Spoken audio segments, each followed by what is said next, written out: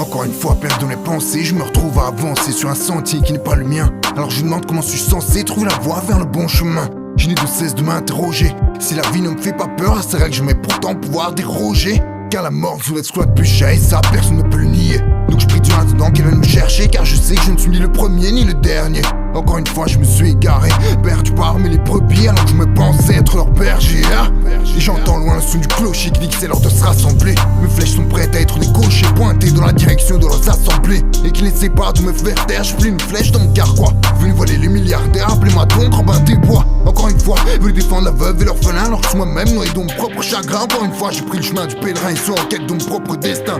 Et c'est petit à petit que la tristesse me consume, j'en ai même perdu l'appétit. Et pourtant 2 fois plus qu'avant je consomme. Triste au paradoxe, en fait la vie est ce texte sans la mélancolie, c'est que je vois un bon pour l'avenir. Ils vous laissent croire que c'est intelligent, alors vous servez d'instrument entre les mains des plus puissants. Mais pas la peine de vous expliquer, vous ne serez pas capable de comprendre. Vous qui devant la difficulté préférez acheter une corde et vous pendre. Encore une fois j'ai repris ma plume pour passer un de mes coups de gueule à 2 doigts, toucher le fond tel une enclume. Je commence vraiment à me sentir seul, à croire que le destin scellé mon sort, qu'il en a perdu la clé. Un peu comme si j'étais déjà mort, je tente ma vie en me disant que je l'ai bâclé. Et quoi que je fasse, mal ne cesse de me rattraper, malgré le fait que je continue d'avancer. Les coups durs dans la vie me frapper, comme pour me rappeler que le destin pourra toujours me devancer.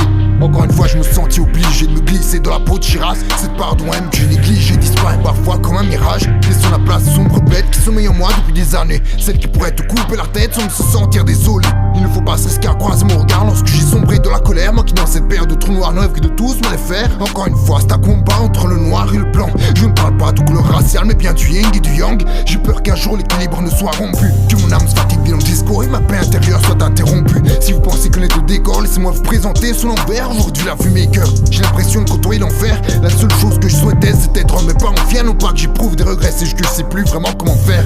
Et j'ai pas honte de le dire, je suis fils de réfugiés politiques, eux qui ont tout sacrifié pour notre avenir en passant par tant de situations critiques. Alors je vis constamment avec la peur de ne pas pouvoir leur offrir ma réussite. Je m'efforce donc d'être à la hauteur, je les vois d'ici qu'elles me félicitent. Mais le rêve a viré au cauchemar depuis que je ne dors plus la nuit. Un peu comme si j'étais dans le brouillard, je sais plus vraiment où j'en suis. Et ils pensaient tous me connaître mais ils ne savent rien de moi. Un peu schizophrène je dois admettre, ils n'ont vu que mon 2e mois et surtout mon chemin n'entravait pas lorsque je ne vous reconnais plus. Où cela est votre dernier pas dans ce monde où la folie me gagne un peu plus.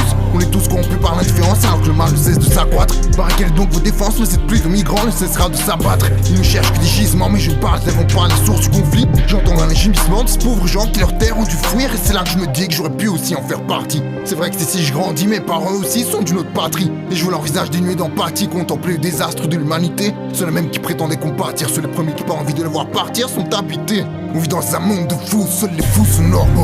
Un monde où les marques du trou sont mieux traitées que les animaux. Shiraz.